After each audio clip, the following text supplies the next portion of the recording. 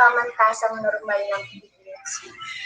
Subalit, pinapaalala po namin na kung maaari ay i-mute niyo po ang inyong audio at patayin niyo po ang inyong video habang umuusad po ang ating webinar. Maaari niyo lamang po itong buksan pagkatapos ng webinar para sa ating photo opportunity.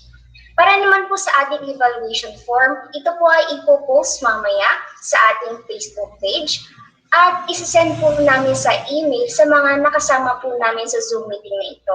Kung kayo po ay may katanungan para sa mga kasama po namin sa Zoom meeting na ito, pwede niyo po yung i-message or i-type sa ating chat box at sa comment section naman po para sa mga sumusubaybay sa atin sa FB Live. Ngayon po ay hayaan niyo akong ipakilala ang ating speaker for today. She is a faculty of Philippine Normal University. She graduated Bachelor of Psychology at the University of Santo Tomas and Master of Arts in Counseling at De La Salle University in Manila. She is registered guidance counselor and a registered psychometrician. She has been practitioner of counseling and psychology and one of the youngest to become a guidance director at the age of 22. Prior to her teaching in the tertiary level in various academic institutions. She is also a member of various national and international professional organizations. As a member of the university, she specialized in curriculum revision, assessment, and research, while part of her advocacy involves in mental health and empowerment and gender equality. Mga kasama, Professor Vanessa Laura Arcilla.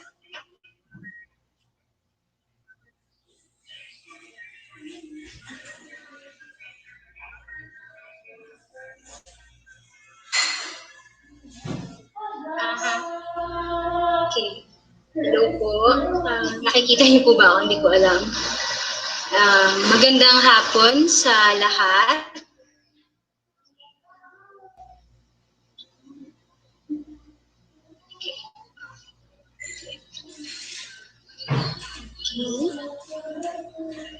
So, bago po ang lahat, before I start po, may activity lang po akong papagawa sa inyo.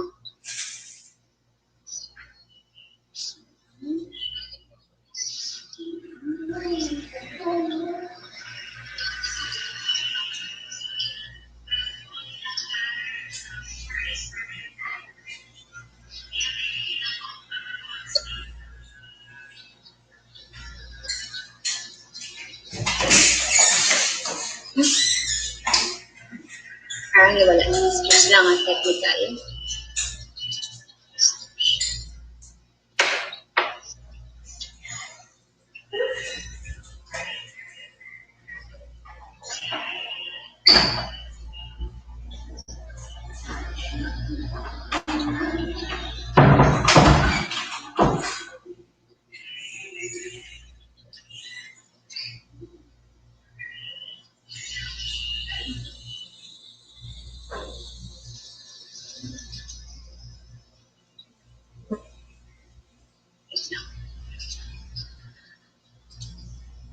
Okay, yan.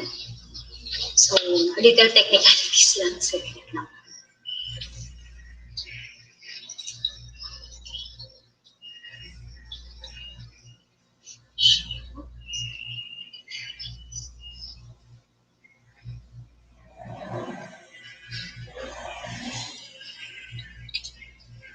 Okay. So, nakikita niyo po ba yung nasa screen? Yes po. Okay. So, I'd like you po to share one word to describe what you feel during this COVID-19 pandemic. Pero po, yung sasagot ninyo ay nakalagay po sa Slido. So, ipin na lang po sa chat. Nakapost din po doon. Magandang araw po. Para po sa aktibidad po na ito, ang link po para sa Slido website ay makikita po sa chat box po. Maraming salamat po.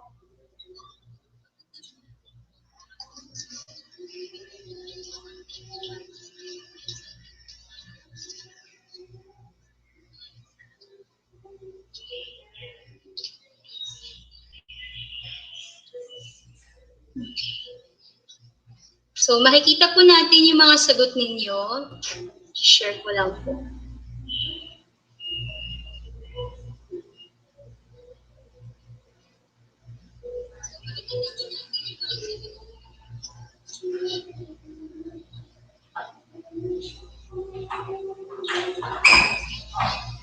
So, maaari na po kayong maglagay ng inyong sagot.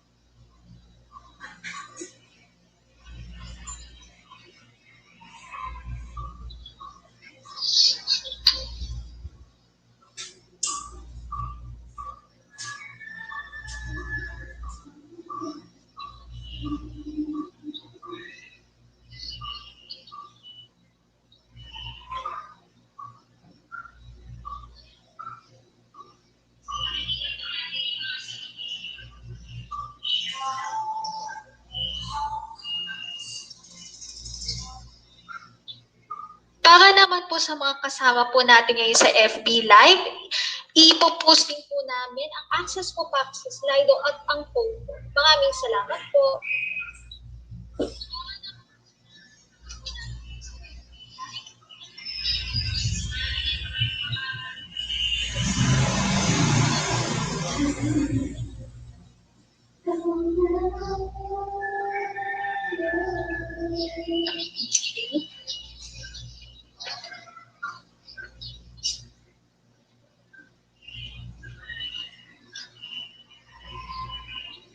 Ayan, Ma'am Arcilla. Meron din po mga nag-share po sa atin dito po, sa FB po.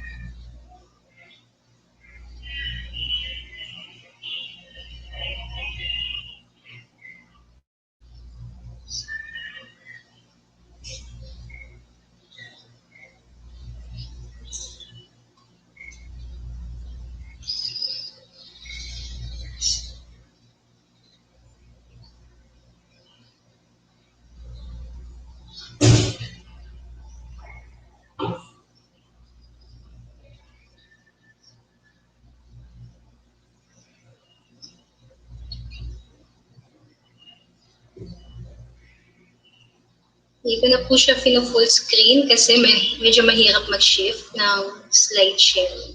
Ng sharing screen.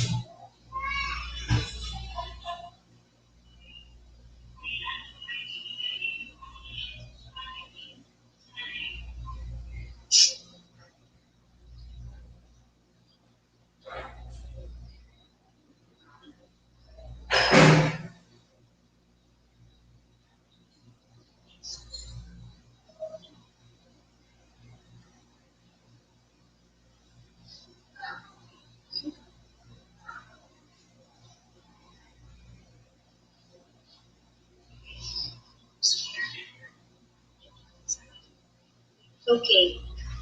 So may mga nagta-type pa po. So antayin lang natin ako.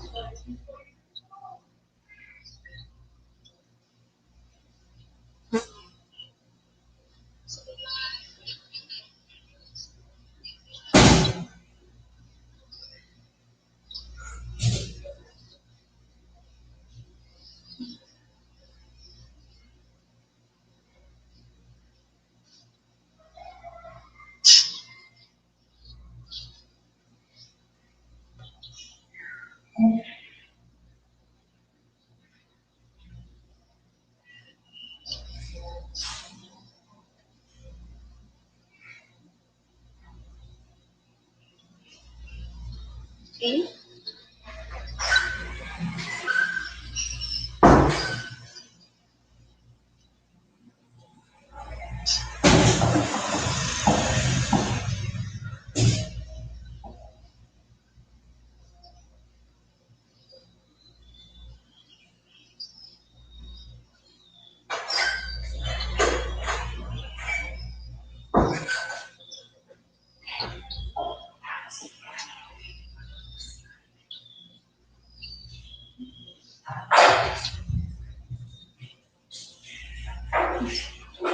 So as of now po, we have 25 responses.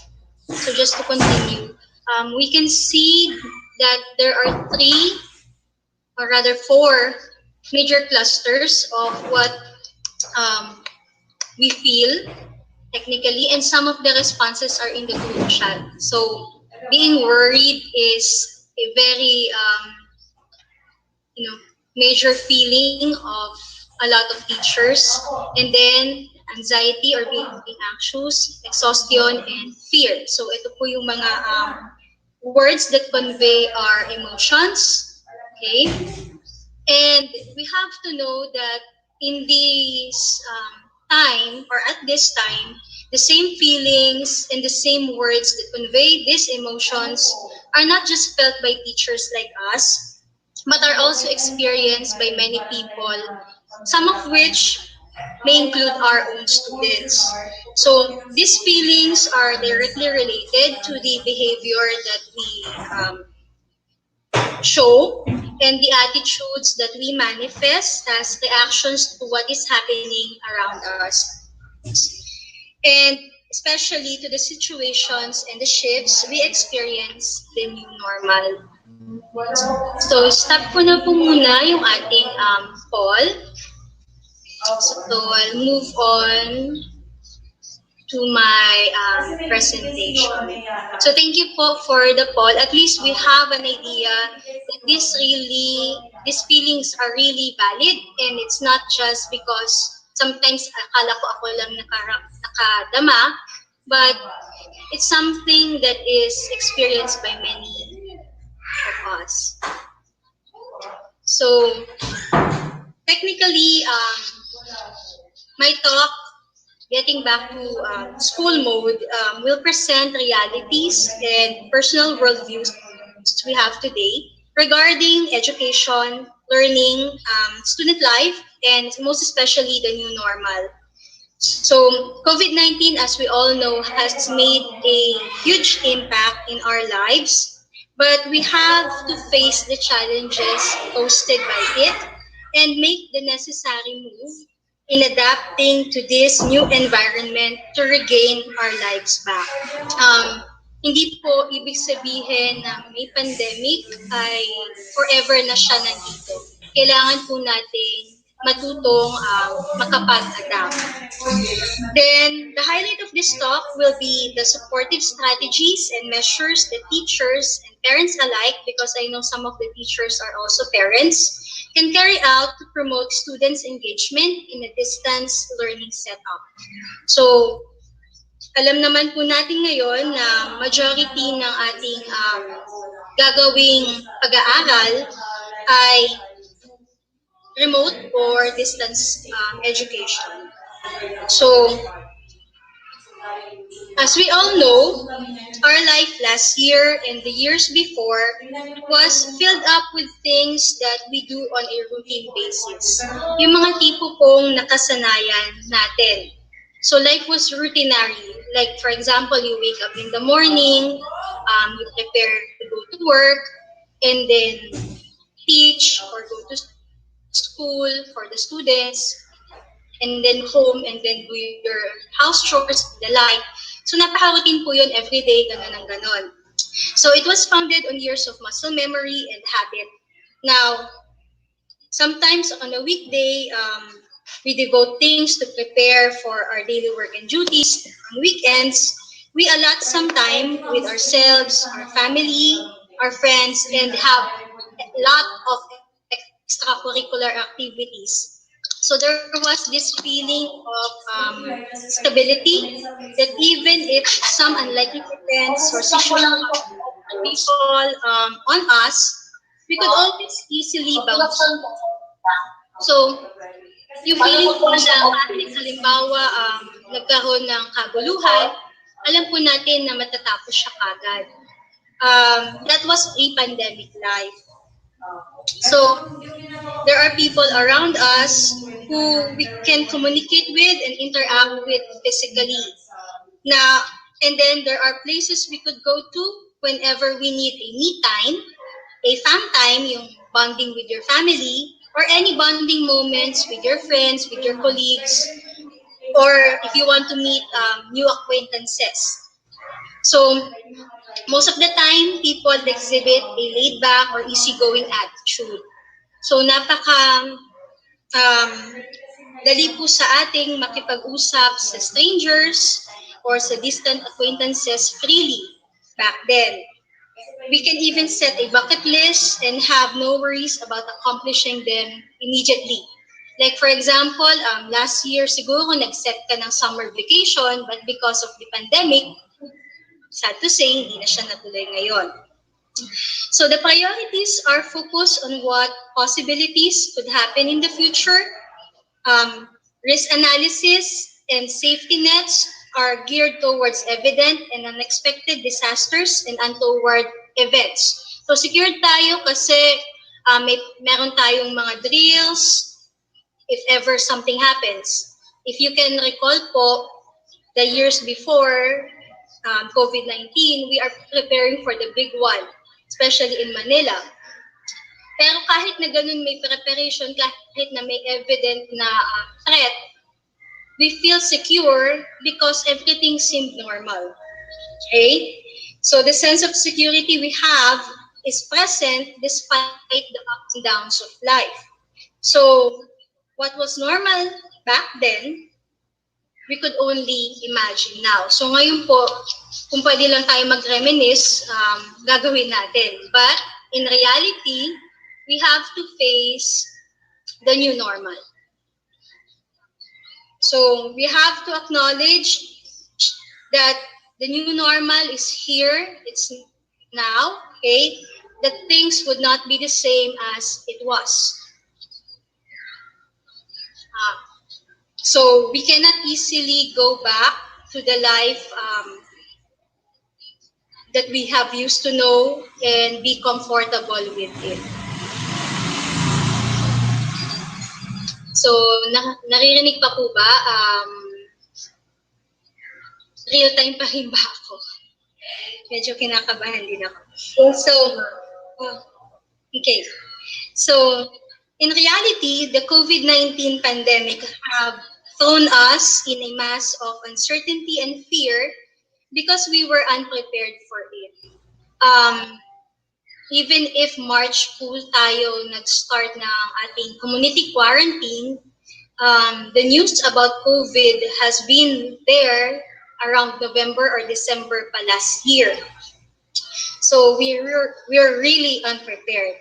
So we have a sense of uncertainty over many things, especially now, which is like the source of means for living decently, um, employment, security, the access to necessities, the quality of health and life, and many more. So because of this sense of uncertainty, fear is inevitable. Okay? Nagkakaroon po ng takot ang mga tao. So, ano yung number one na fear? Siyempre, mahawa sa virus. So, people become germophobes. Yung phobia na lahat na mahahawakan mo, baka bacteria infected or virus infected. So, also, the focus is tuned towards survivalism. How are we going to deal with our day-to-day life? And also, we become more cautious, okay, about the things that we do, more questioning, and more involved than we used to be. Now, because of this, people develop new habits and way of life. So, kung napansin niyo po, there's really a big change in the habits of people. Okay? Some people become quite hygienic. Okay? Other people naman become, cautious about the physical distance that they have with other people. Like, for example, at the time ng GCQ, when you go to the groceries, so parang madikit ka lang ng konti, mabilis yung reaction ng tao kasi aware sila na hindi dapat ganun yung sistema. Now, the trend is, there's also a trend towards a new way of life. So there are things and activities geared towards entrepreneurship. So nakita niyo po marami ngayong mga online deliveries, especially for food and necessities. And then sense of entrepreneurship as additional income, especially for those who are in the lower socioeconomic status. And then skills upgrading, like us teachers, so we have these webinars, we have to upgrade. Hindi po sapat yung mga alam na natin before, or kahit alam na natin siya before, parang kailangan natin siyang reviewin ulit. Kasi we have to remind ourselves at this time. And sustainable living. Many of the colleagues that I know now practice what they call like urban farming or urban agriculture kasi nga meron tayong food insecurity because of the community quarantine. So yung limited accessibility to the outside world allows us to perform things that we have not usually performed before. And this is on a positive note. The pandemic opened the opportunity for people to have a renewed sense of purpose. So, lahat po ng ating ginagawa ngayon ay hindi lamang para sa ating sarili, kundi para din makatulong sa ibang tao. So, for example po, dito sa area namin, may mga bike owners and motorcycle drivers na nag-volunteer to aid in the delivery of modules because it is considered a concern, especially in the educational sector. So para makatulong yung madali ang pag-abot sa mga estudyante na hindi nadadaan sa courier, sila po ay nagkaroon ng purpose na since parang hindi lang pagkakaroon ng kita sa araw-araw yung gagawin ng mga motorcycle drivers, sila na rin po yung mga nag-volunteer na maghatid ng mga materials, lalo na dun sa mga nakatira sa hard-to-reach places sa kanilang mga vicinities. So, ito po yung ating yung hinahaha. Now, just a review, syempre, as we face the new normals, we have to also take note of the social realities of a typical Filipino student. Kasi kung alam po natin ang kanilang pinanggagalingan, okay, mas maiintindihan po natin kung paano sila magiging engaged sa kanilang pag-aaral. So, how much do we know about our students? Can somebody answer po dyan? So that it would be a little bit interactive. You can type in the chat if you want to. So,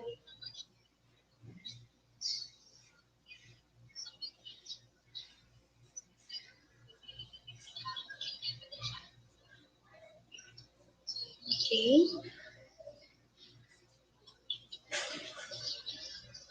Isa pong malaking tanong yan lagi.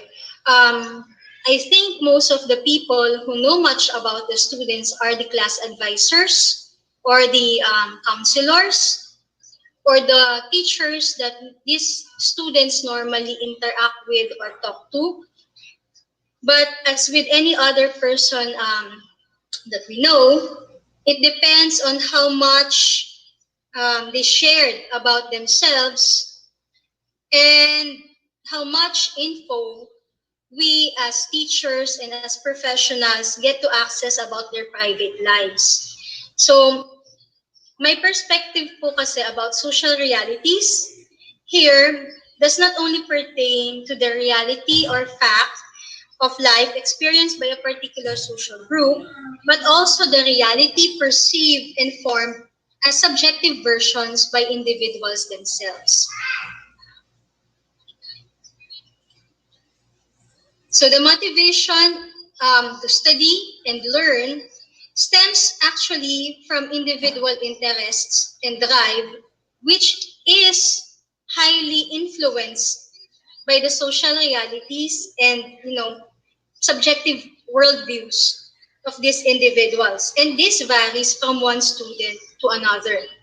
Kaya po natin to kailangang alamin is yung mga dahilan ng estudyante ngayon kung bakit nila kailangan ipagpatuloy ang pag-aaral ay mas magiging malinaw at mas magiging makabuluhan. So, as we all know, for a typical Filipino student, it ranges across strata. Okay? So, the students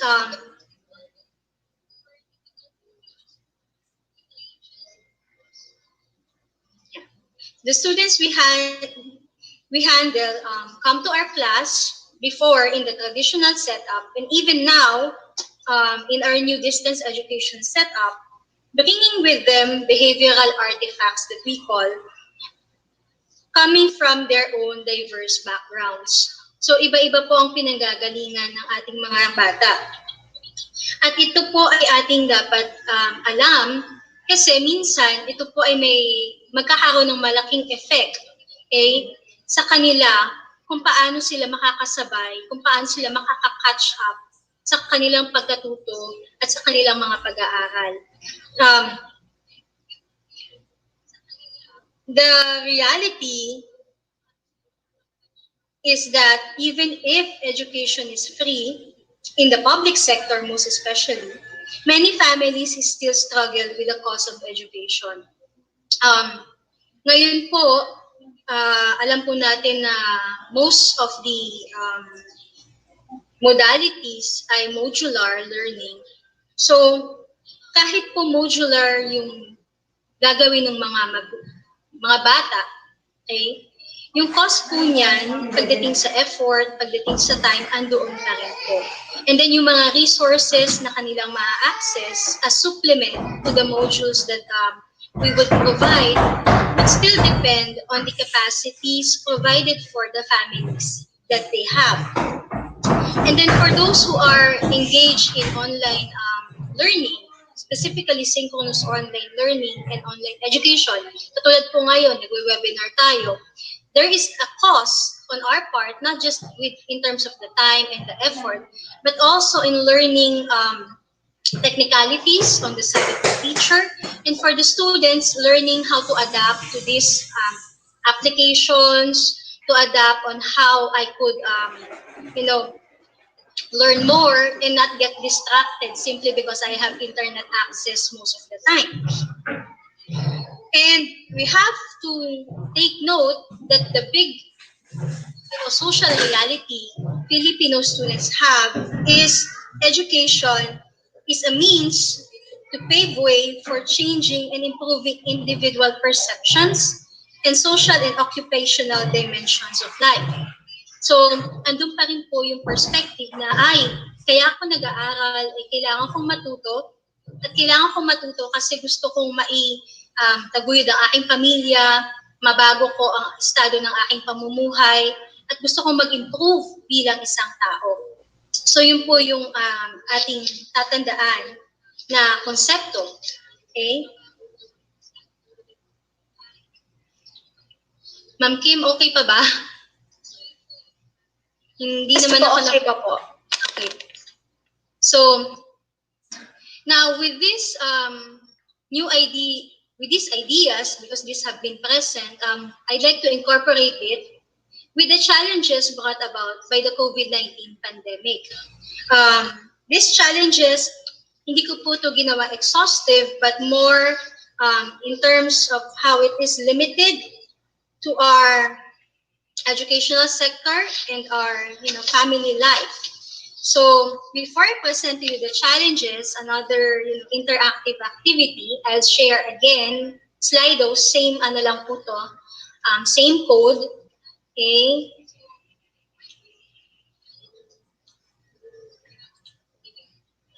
This is the next poll.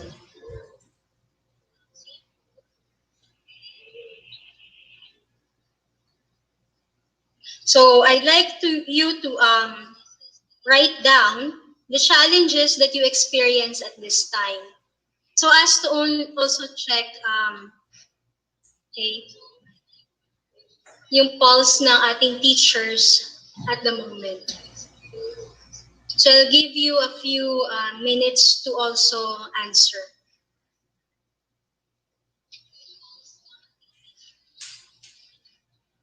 Kung makapasok po sa link po ng Slido, naka-flash na po sa group chat po ng Zoom ang link at saka ang code. Para naman po sa mga kasama po natin ngayon sa FB Live ay nakapost na rin po ito sa comment section. Maraming salamat po.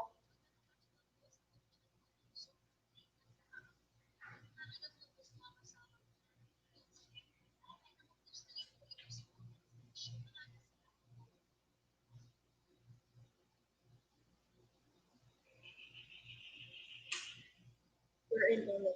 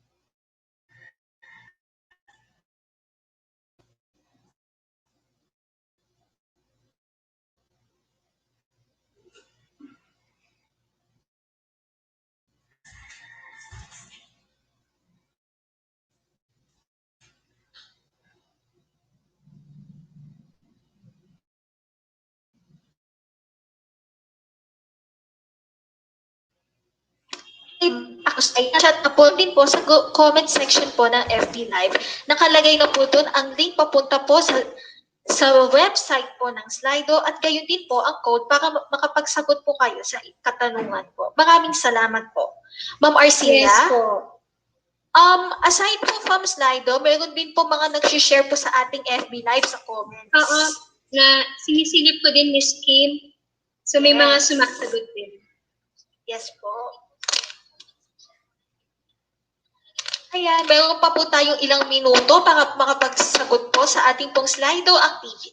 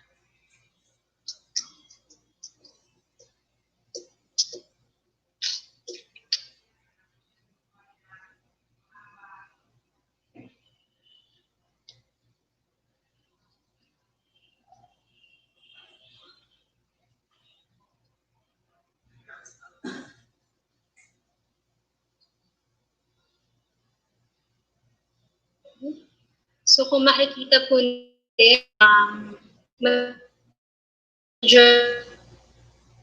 po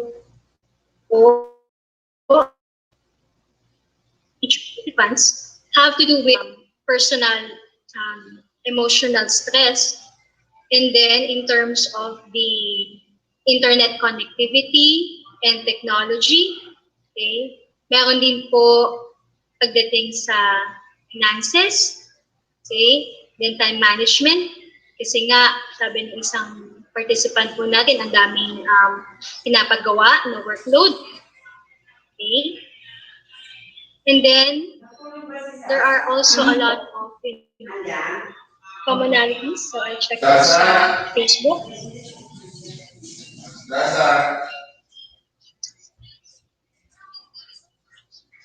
Yeah, people who miss normal routines. So it is a challenge for many of us. So I'll give you a few minutes now, or a few seconds rather, so we can continue and see where these challenges that you have posted would fall into.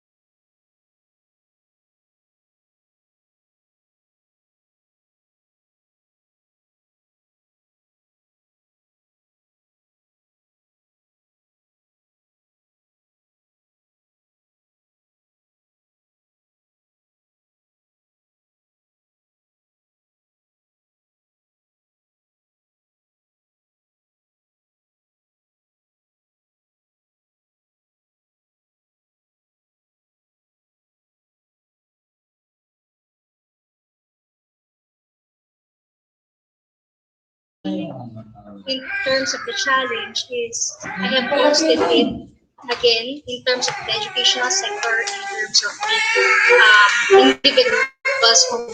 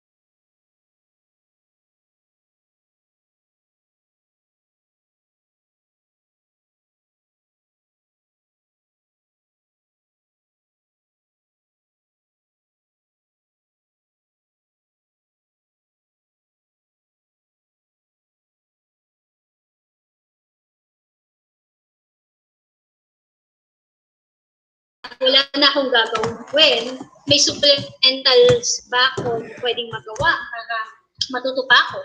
At paano naman kung ako yung hirap matuto? Okay? Tapos yung magtuturo sa akin sa bahay, hindi naman din ganun kaalam. So, magkakaroon din ako ng struggle. And these challenges are real, you know.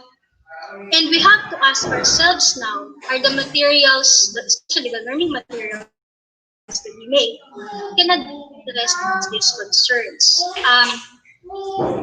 This is something that we have to take note of, especially that we still have enough time to make necessary improvements for our child. Okay. Now, nakita ko po ito. Okay.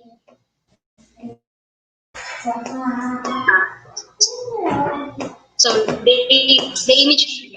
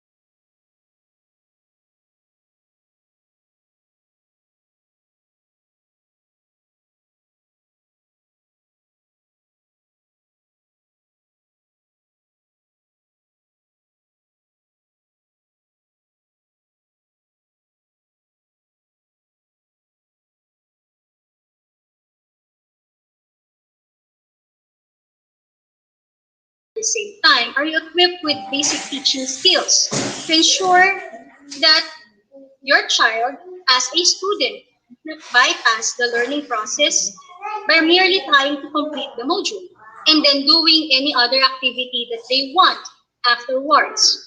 So, ito po ay challenge. Okay? At hindi ko po alam personally kung paano natin sila matutugunan. Baka mamaya siguro sa ating discussion later, we can have it open. So,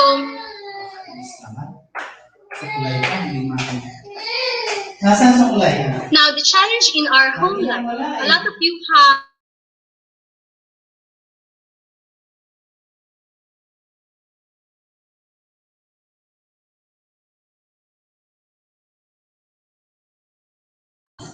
yung aking home personal space is being utilized for my work. Okay? Siyempre, may mga calculations din tayong ginagawa para magkaroon din tayo sa sarili natin home station, home workstation. Dahil ang hirap naman po kapag halimbawa, lalo na yung may mga kasama sa bahay. You know, for example, bibiglang tatakbo kasi gusto mo set up na yung work from home station sa sala.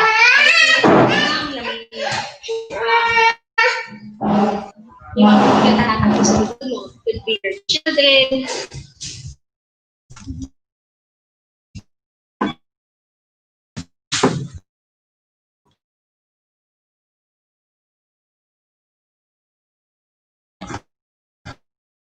any other.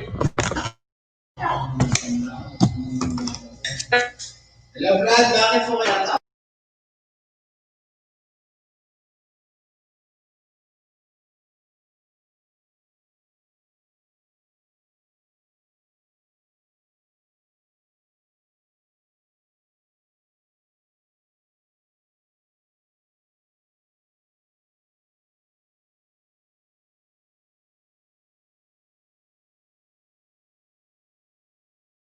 Po yung Brad.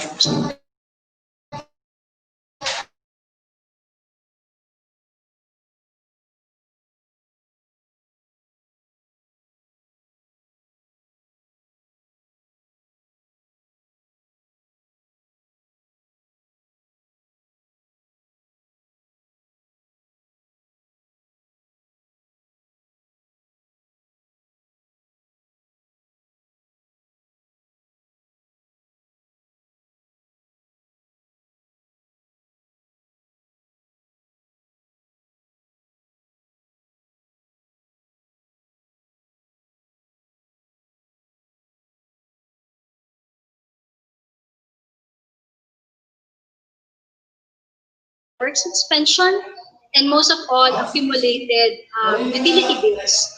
Okay? And alongside with this, why is it a challenge? Is because pagdating po ng, syempre, pasukan, kailangan kong mag-adjust ng bawat isa sa atin, whether ikaw ay guro or ikaw ay magulang. Okay? Kasi aasahan kuryente, pinili mo yung online synchronous learning means. Okay? Ganon din naman kahit ikaw ay naka-blended kasi yung television mo tatakbo yan most of the time. Lalo na kung ikaw ay maraming anak. So, papasok at papasok po yung challenge brought about by economic difficulties. Now, boredom, okay, this is a challenge brought about for the young ones and others not doing any work from home. They pass by so quickly na parang yung mga nakita po ko ng mga estudyante ko na nag-post bawat sulok ng parang nagkaroon sila ng appreciation period kasi wala silang masyadong magawa dahil nakakulong sila technically brought about by the quarantine ay hindi sila pwede lumabas. So, meron naman po na dahil sa boredom, okay, naisip nila na at the time na nag-release ng community quarantine ay pwede nang lumabas. So they cannot help but mingle with other people nearby. But the challenge again is health risk. So paano po ito mawawala? Siyempre, by providing, engaging activities that the young ones and other, adult learners perhaps could perform and make their time more productive. Now, the fourth is in terms of increased exposure to violence, treatment, or neglect for vulnerable groups.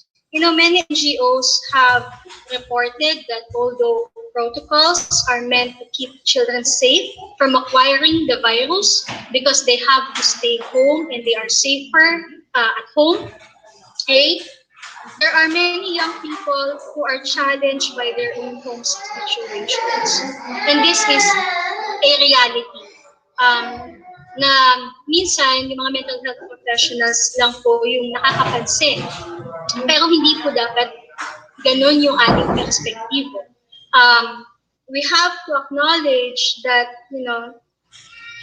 there were children who sometimes go out. Okay? Why? Because they feel that they are more at risk, okay, to be violated inside their homes. Okay, it could be physical abuse, emotional abuse, or even sexual abuse, and we cannot do anything about it as teachers because wala silang malalapitan. Okay, and for some naman, some of our young ones engaged in a little bit of labor. Why? Because they know that they have to prepare financially, especially that they knew that they would start school soon. Okay? Nung wala pa po yung various modalities na pinapresent ngayon, ang isip po ng lahat or majority ng tao ay magiging online learning ito. Okay? I even had a neighbor dito po sa community, si Manang, kilala kasi yung pangalan. She asked me na, Ma'am, anong maganda ang specs ng laptop? Nagulat ako kasi parang sabi ko, bakit po laptop? Kasi kanyang pamangkin na I think grade 5 ay mag-o-opt na mag-aral. So sabi ko sa kanya, wag muna po kayong bumili ng laptop kasi hindi naman po kayo sure kung online yung modality na gagawin. Kasi it would be a waste of money.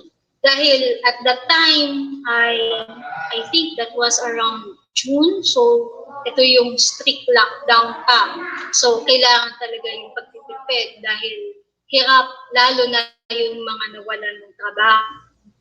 So, sabi ko sa kanya, antayin niyo muna po kung anong sasabihin ng eskwelahan ng bata. So, nung kinamusta ko na po recently, nakapag-enroll na yung kanyang pamangkin, and yun nga po, blended daw yung gagawin. So sabi ko, so hindi yun na kailangan masyadong high-end na gadget, but more on something that would really supplement the learning of the child.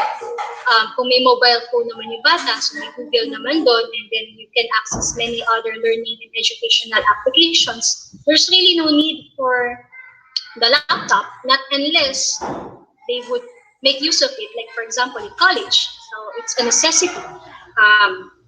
So may mga ganun pong kailangan isipin. Now, another challenge obviously is maintaining or stimulating student engagement amidst distraction. So I maintain Askin's definition of students' engagement as the amount of physical and psychological energy that the student devotes to academic experience, with emphasis on the commitment, on-task behavior, level of effort, and willingness of students to invest completely in any given task at hand. Since classes are to start soon and schoolwork is inevitable, we have to be prepared that the house, which have many distractors, okay, for both the students and the parents alike, we as individuals now have to have more control, especially of our own education and learning. Now, in terms of this one, why did I pose it as a challenge? at the time of, because here in Rizal, mabot kami sa GCQ. So there's really the ease of quarantine. And children go out of the streets and play with other children. So, andun yung perspective nila na more like vacation, I can do the activities that I want. I even had young ones here alongside the neighbors singing video game. We're lucky that they're not singing today. Okay? Otherwise, you might be hearing them. So, they have that those types of activity and they do it routinely. Naging part po yun ng habits nila. And as we all know, once this behaviors becomes a habit, it would be very difficult to curb it. So it is now a challenge on how to stimulate our students, okay, to engage more in learning, to engage more in academic work, especially when there are distractions around. Baka mamaya, halimbawa, kailangang maghanap sa cellphone, okay? Magugulat ka na lang, iba na pala yung ginagawa sa cellphone. Pwede nagmang-Mobile Legend or whatever gaming app yan, okay? Pwede nag-Candy Crush, kung uso pa ba siya ngayon, hindi ko alam. So, may mga ganun pong bagay. Or even for those doing online learning, for example, pag nag-alt tab ka, you can easily change whatever is in your screen. So, for example, what we're doing now, we discuss tayo, webinar tayo, if I press alt tab, I can technically change my screen and, just do other things, okay, other than listen to the webinar. So, yung mga distractions po, at yan ay realidad, at yan po ay challenge. Okay, hindi lamang po sa mga guro, but rather also sa mga magulang, kasi sila po yung magtitingin at magagabay at mag-ensure, okay, na yung mga bata ay talagang nakakapag-aral sa kanilang mga bahay. Now, I think a lot of you are interested in the supportive strategies. So this is the last part for me. Now, as we all know, schools are fundamental to the educational development and opportunities for both of our students. Okay? While the school, family, and community cooperation is crucial to its realization. Earlier po I said that the school, family, community partnership is a challenge at this time. Okay? But as part of supportive strategy, we have to acknowledge that it is also crucial so that we can realize really that the educational development and opportunities of our students would be there. It is also important to remember that students and children, even adolescents and young ones and young adults, deal with the stress of the pandemic differently. Each one different from the other.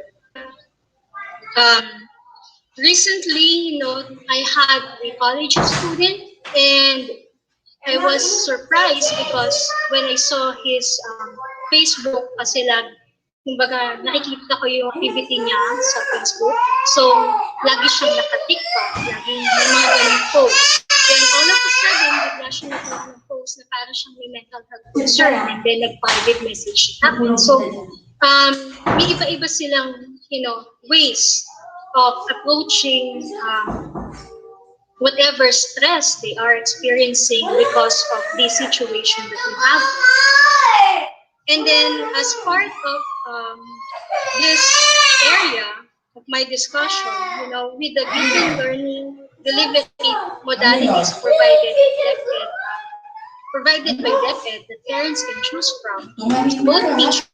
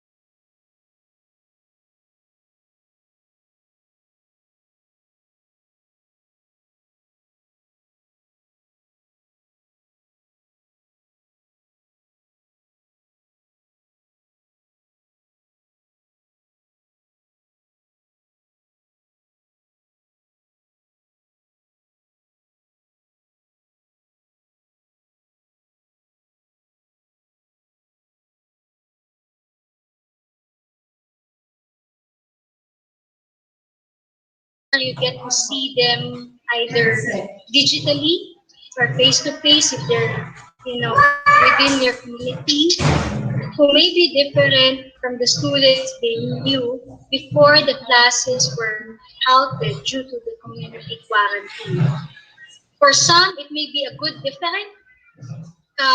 Nag-improve sila, natuto sila, marami silang nalamang mga bagay, which could suggest that these students have a more self-directed way of doing things in order to learn.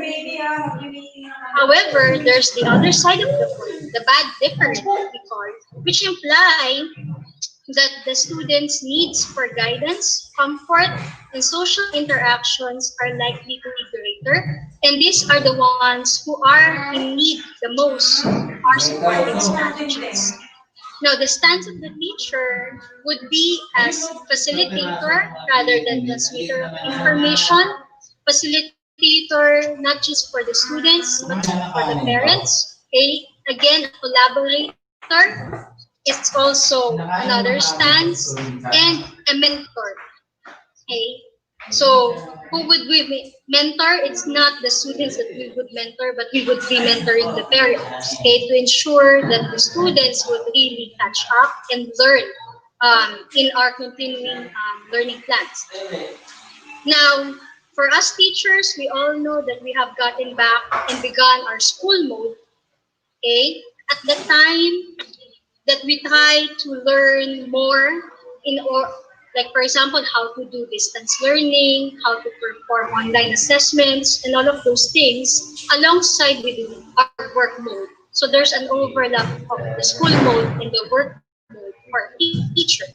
But as a supportive strategy, um, okay, since we strive to learn new materials and digital apps in order to accommodate the ways of the new normal, we also have to understand that we have to transmit this knowledge to our students who have been cooped up in their homes, okay, who have been doing many other activities in order to survive, and some ending up engaging in informal work in order to help the family survive or save up for possible online or digital modality of learning. Okay, lalo na po yung mga bata na ang mga magulang ay naka-work from home din, or mas malala yung mga magulang na talagang nagtatrabaho at magbabiyahe na makapunta sa kanilang trabaho. So yung bata ay hindi yun mag-isa sa bahay.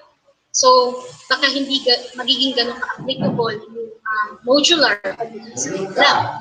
Now, being flexible means that we give students the time they need, as well as for some parents who understand and absorb the learning material and complete the activities by themselves. We are aware that we would be checking modules per week. Now, being flexible, paano po kung isang estudyante, okay, hindi pa niya tatapos yung module niya, tapos na yung isang linggo. Prepared po ba tayo? Okay? Part of our supportive strategy would be to ensure that they complete the module, but may add-on yun. Kasi syempre, by the following week of effort, na ipapasa nila yung module, dalawang module na, or isa't kalahating module na, yung kailangan nilang natapos. Okay? Being flexible means that we show empathy to our students as the home situations of some may not really be feasible for learning. Okay? Again po, hindi po lahat ng ating estudyante ay nanggaling sa mataas na socio-economic status. Paano po yung mga bata na dikit-dikit yung bahay, marami sila sa loob, maingay, which is very common, and then wala talagang space. And then, second point, in terms of supportive strategy, we have to maximize the use of technology and social media. As we know now, based on our, learnings, okay, technology has been utilized to teach us to make use of it for our own instruction and supplemental materials. But we have to remember that we can also use it to connect with each other, okay, and to connect with our students, to connect with our parents, to connect with our colleagues, okay. We have to know that we could use technology to make human interactions more, what you call this, effective. Okay? That the quality of human interactions is always there. Kumbaga, paano pag ako'y nahihirapan sagutan yung module? Pwede ba kitang i-dial, ma'am? Pwede ba kitang sendan ng text message or private message? Obviously, yes, because that's part of our supportive strategies. Now, third point, make learning meaningful and relevant to their lives. So we ensure that activities and lesson content are not only developmentally appropriate, but also personally meaningful. Okay? As in, our learners can connect it with their experiences, previous knowledge, and it has value in terms of why it is worth pursuing or completing, and when and how to use it in real life. Okay? Yung ating pong mga preparations, para yan makatulong sa pag-aaral ng ating mga estudyante, yung valuing po nila dyan dapat nandoon. At magiging malinaw po yan kung alam po nila na ma-apply nila yan in real life at present, not just future-oriented. Okay? It also has to be present-oriented. Then, part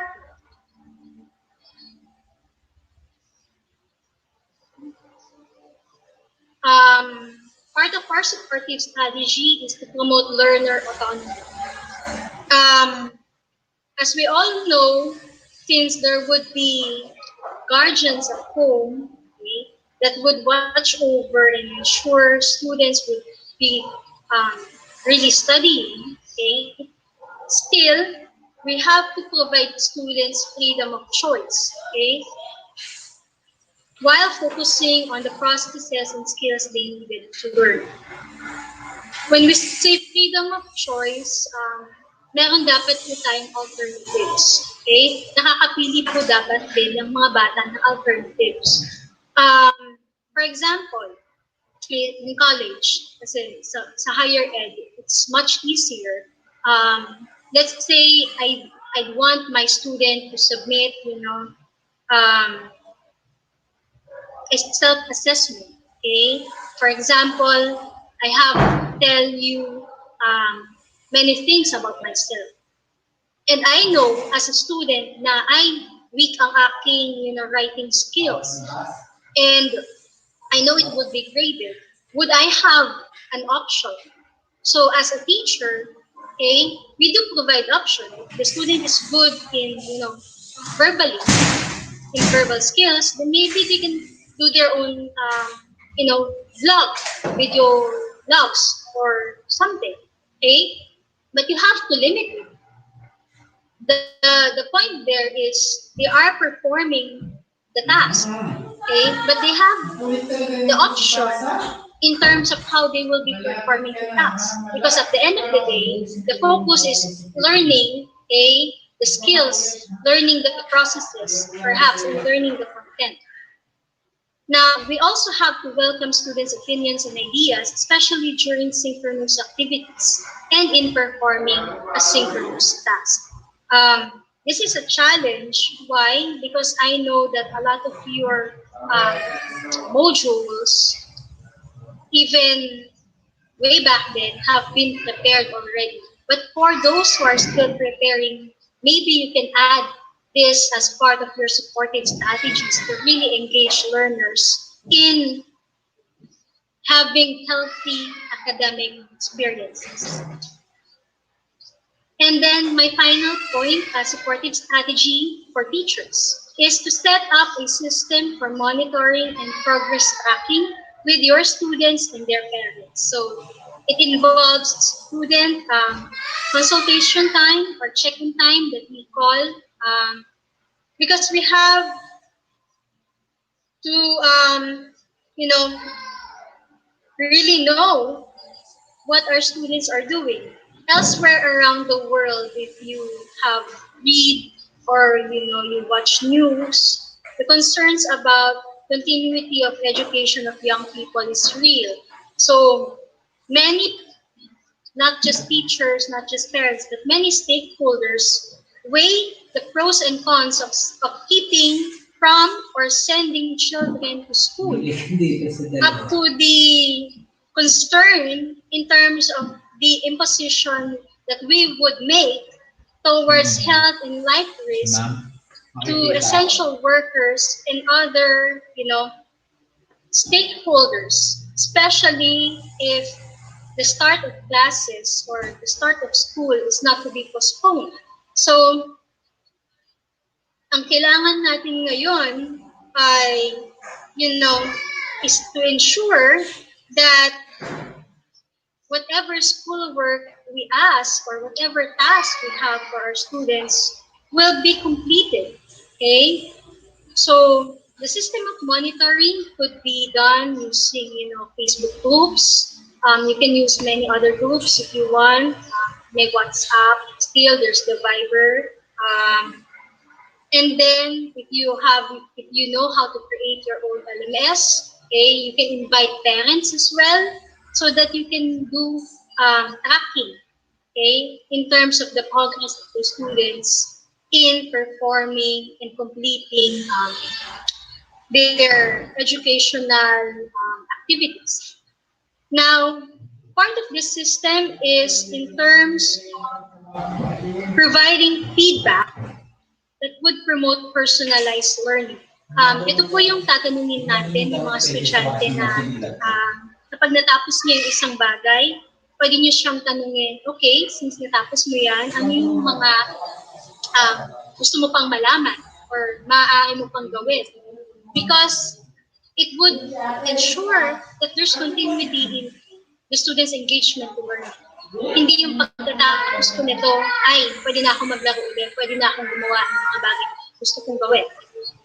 And then we also have to add self-assessment opportunities. Yung mga reflective papers, it may not be really graded, okay, but it's more to foster a sense of competence in the student. Ano yung nalaman ko, ano yung hindi ko pa alam, ano yung feeling ko kailangan ko pang malaman. So it could be as simple as that. But if you want it as part of your own assessment of learning, then the student's self-assessment could be made more formal. Okay? It could be in a form of RIC that the student can personally answer. Okay? And the student can discuss it with you, either online, through chat, discussion threads, kahit di po kayo nakikita katulad natin ngayon, okay, you can use comment sections and the like. So may mga various modalities po.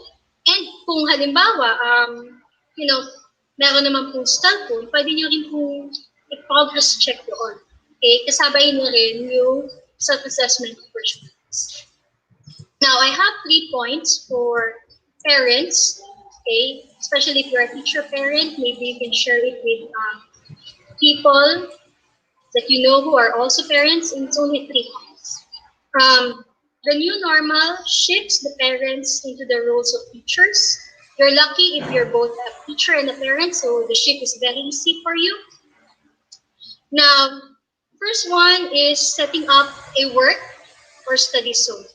As much as for us who are doing work from home, we need workstations, we have to also ensure that our children, will have designated study zones. Hindi naman po kailangan ng may mesa sila talaga, yung parang kaya ng mga above middle class families. But you can designate an area that is comfortable enough for your child or for the child, and that is well lit also in the home, and designate it as a study area.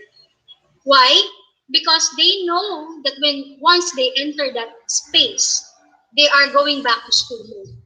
Okay? Pag ito, pumasok ako sa area ng bahay mo, ay, oras ng aral. Okay? Pag lumabas ako dito ay oras ng paglalaro or oras ng ibang gawain. Okay? Now, we try to make this area as much as possible free from distractions during schoolwork time. Now, when I say free from distractions, ang bahay, kahit po na nag-aaral sa bahay ang mga bata, pag oras po ng aral, syempre, kailangan din po yung mga tao sa environment niya, ang mode of thinking ay oras din po ng pag-aaral ng bata. Hindi po halimbawa gumagawa yung bata ng kanyang or nagsasagot ng kanyang activities. Okay? Bigla na lang po natin tatawagin kasi may gusto tayong pagawa ko ba. Mawawala po yung flow or concentration ng bata sa kanyang ginagawa. It would really disrupt the learning. Now, second point is create a routine. Most especially now that the school or the classes have not yet begun. Creating a routine is very important, especially around schoolwork, family time, housework, and play. Okay? Setting up a new routine after many months of confinement for some families may be difficult because nasanay po ang bata na gigising umaga, okay? And then, gagawin ang mga bagay na normal yung ginagawa nila. It could be, playing, it could be helping with the household chores, it could be, doing any interesting activity that they like. Now, this is difficult to shake up when you have now to integrate another activity that we call schoolwork. Okay?